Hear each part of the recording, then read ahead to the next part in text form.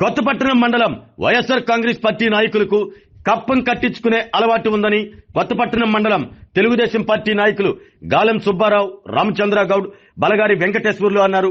Ongole Telugu Desam party కార్యాలయంలో జరిగిన media సమావేశంలో వారు మాట్లాడుతూ గతంలో వైసీపీ అధికారంలో ఉన్నప్పుడు ఇసుక అడ్డా వైసీపీ వారిదేనని, వారికి కప్పం కట్టి ఇసుక తీసుకువెళ్లే పరిస్థితులు ఉన్నాయని అన్నారు.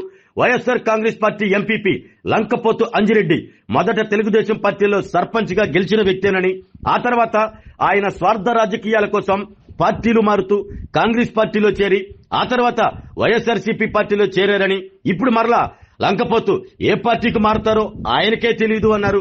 మొదటి నుంచి వైసీపీ పార్టీ వారికి కప్పం కట్టించుకునే అలవాటు ఉందని, అందుకే మొన్న జరిగిన శాసనసభ ఎన్నికల్లో కొత్తపట్నం మండలంలో వైఎస్ఆర్సీపీకి ప్రజలు బుద్ధి చెప్పారని, రేపు జరగబోయే స్థానిక సంస్థల ఎన్నికల్లో కూడా ప్రజలు అంతకంటే ఎక్కువ గట్టిగా బుద్ధి చెప్తారని, ఇప్పటికైనా తెలుగుదేశం పార్టీపై చేస్తున్న విమర్శలను వారు మానుకోవాలి అని తెలుగుదేశం పార్టీ నాయకులు వైసీపీ నేతలను గట్టిగా హెచ్చరించారు.